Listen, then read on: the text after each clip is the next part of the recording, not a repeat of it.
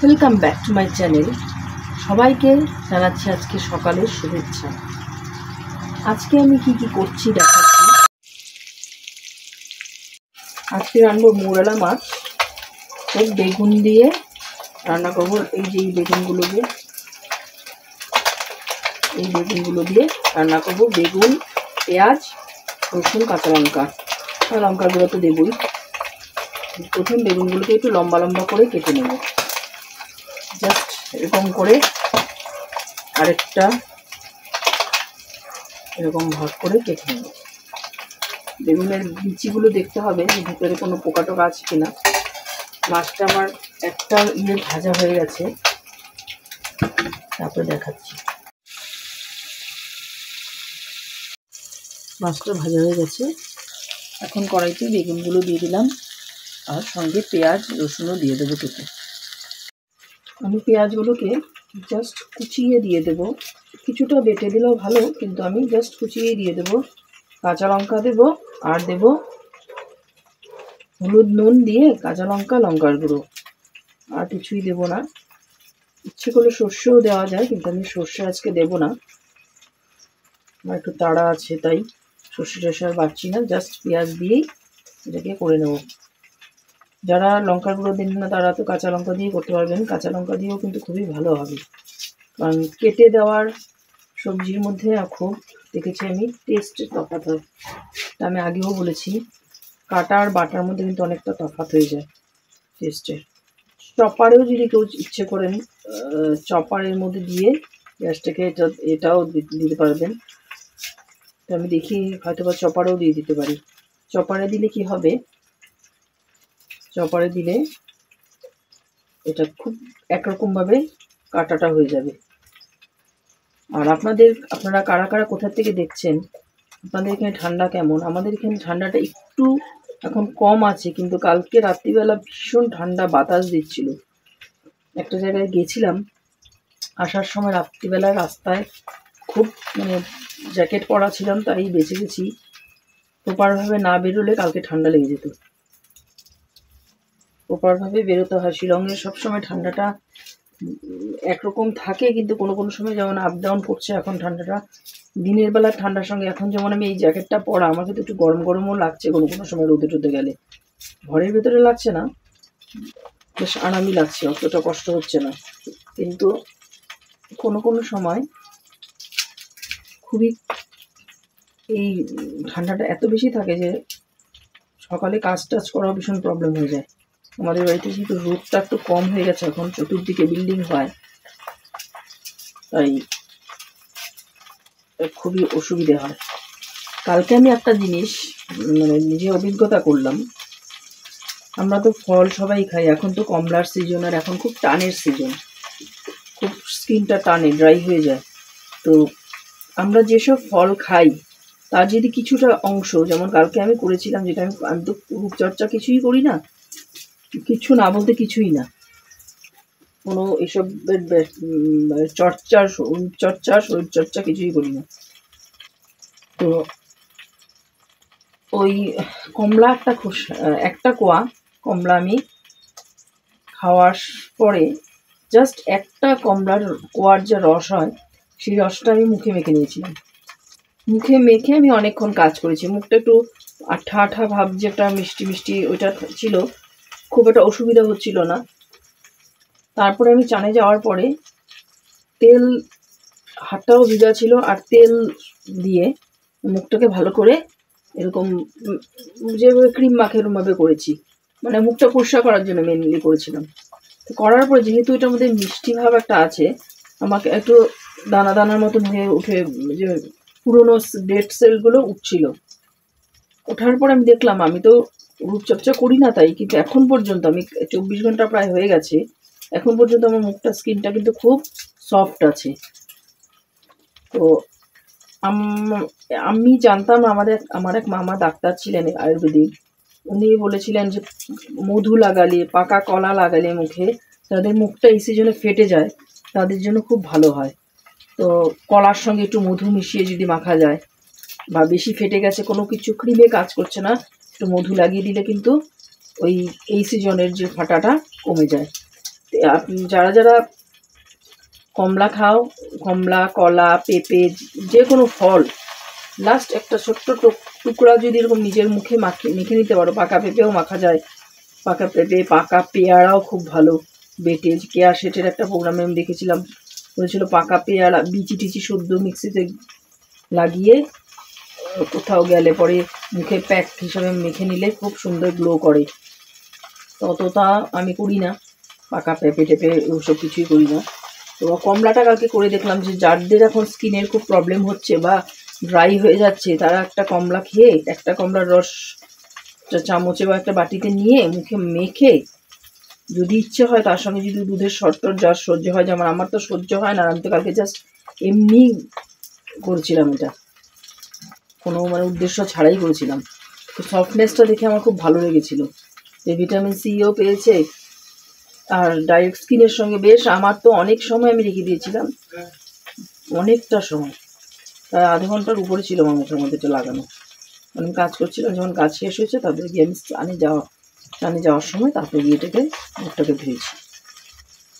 তো আমার রান্নাটা হচ্ছে, আমি রসুনটা পেঁয়াজটা ছুলছি, এখন রসুনটাকে কেটে পেঁয়াজটাকে কেটে আমি চপারেই দিয়ে দিচ্ছি, একসঙ্গে হয়ে যাবে, করে আমি কড়াইতে দিয়ে দেবো।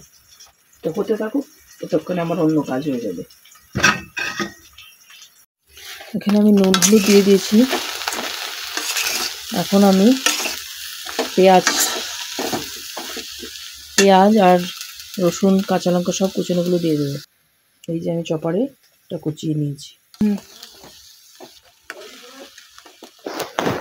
আমার তরকারিটা প্রায় হয়ে গেছে, আর কিছুক্ষণ রাখলেই পুরোটা কমপ্লিট হয়ে যাবে। একটু বেগুনগুলো সেদ্ধ হচ্ছিল না, তাই একটু জল দিয়ে আরও কিছুক্ষণ বসিয়ে রাখলেই তরকারিটা কমপ্লিট হয়ে যাবে।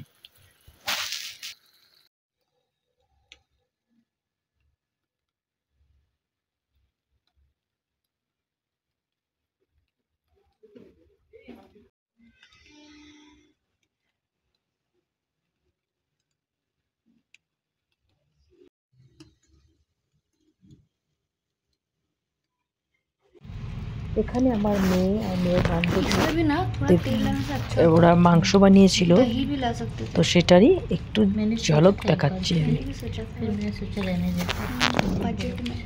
খেতে বলে দারুণই হয়েছিল। नॉर्मल वाला बना के देते, धीरे धीरे बना लेंगे। फिर इस बार हम लोग को समझ आ गया ना कि ये बहुत ज़्यादा हो चुका है, तो नेक्स्ट टाइम हम लोग बोलेंगे 110 का दे दो, या 100 का से भी ना हो जाता था। हाँ, दो ही लोग हैं ना। हाँ, तेल डालना है ना। हाँ, बस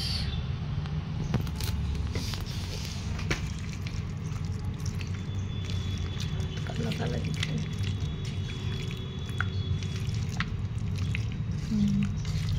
हो गया ना। थोड़ी देर इसको ऐसे छोड़ देते हैं।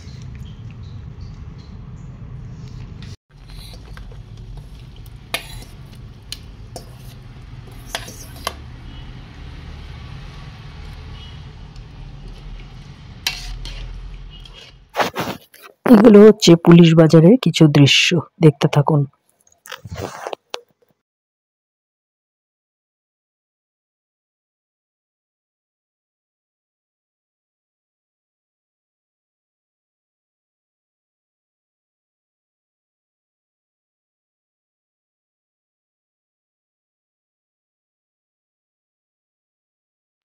দিনের বেলা পুলিশ বাজার কেমন, দেখতে থাকুন। আজকে খুব একটা ভিড় ছিল না, যেহেতু আজকে উইকডেজ ছিল আর সময়টা ছিল অফিসের সময়, আর আজকে স্কুল বন্ধ। মেন কারণ ছিল স্কুল বন্ধ দেখে আজকে এই সময় ভিড়ভাড়টা কম। এখন শীতে অনেকেই শিলংয়ে নেই, শীতে লোকে বাইরে বেড়াতে যায় শিলংয়ের লোকে, তাই শিলং এখন অনেক ট্যুরিস্টও নেই, মানুষও নেই। ক্রিসমাস নিউ ইয়ার সব চলে গেছে, ট্যুরিস্টের সংখ্যাও খুবই কম।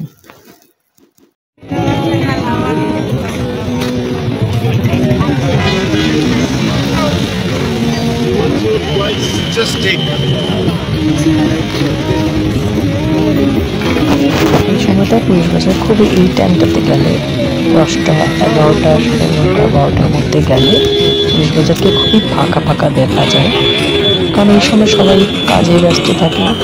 আবার 1টা 1:30টার থেকে আবার কিন্তু ভিড়টা বাড়তে থাকে। সবার দুপুরের কাজ সেরে যাদের দরকার তারা পুলিশ বাজার চলে আসে। ব্যাগগুলির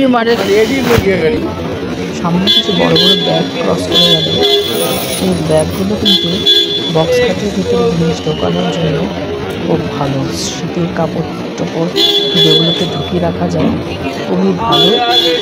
আগে ছিল বড় বড় ব্যাগগুলো 100-200 টাকা, এখন হয়তো আরও দাম বাড়তে পারে, আমি ঠিক জানি না, দাম করিনি। দেখুন কী কী পাওয়া যায়।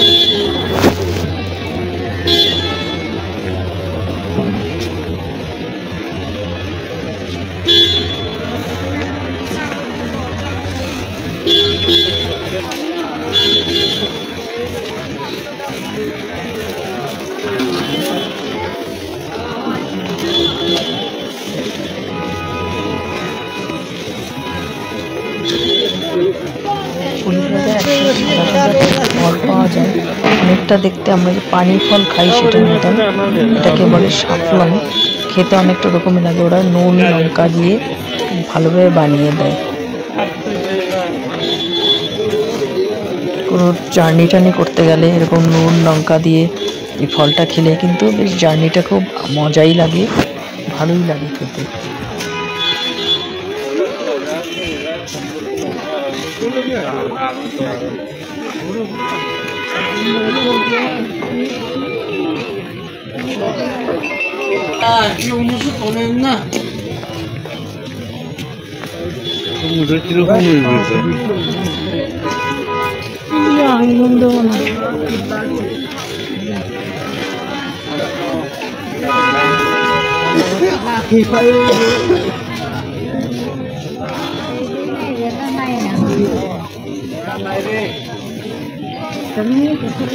যেখানে মুজা सॉक्स है ये वाला कितना करती है? ये 1060 है और ये वाला क्या है? ये वाला 50 है। गरम नहीं है क्या? भी है। ये ज्यादा मोटा है। और दूसरा डिजाइन का कैसा है? ये डिजाइन है, ये डिजाइन है, ये सब है। ये 150 है। জুতার নিচে জুতার নিচে এগুলা নাও, এগুলা নেন। আরে মাম্মা যে সেরগুলো আছে তো মুঝে না বাসগুলো নিয়ে লেখো দেখো যে বেটার মনে হয়। কে বলে মামা এগুলো খুব ভালো এগুলো মেলে না মেলে সেরা ওগুলো তো মুজার ভিতরে জুতার ভিতরে এগুলি নষ্ট হয়ে যাবো গে।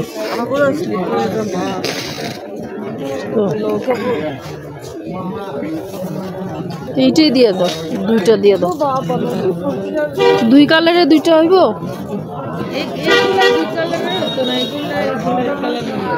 এক কালার। আর এইটা কি একই রেট? এটাও 60 এক জোড়া। দুইটা দুই রকম দিয়ে দাও।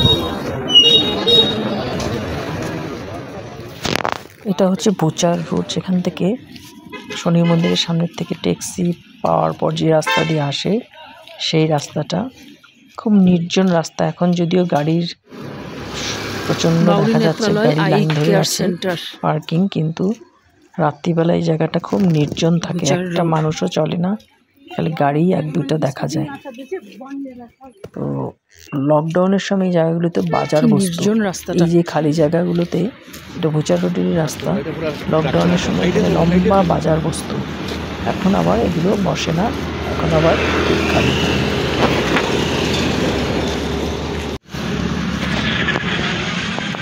এখন আবার আমরা ডাইনো মিউজিয়ামের সামনে রাস্তাটাতে এসে পড়ছি।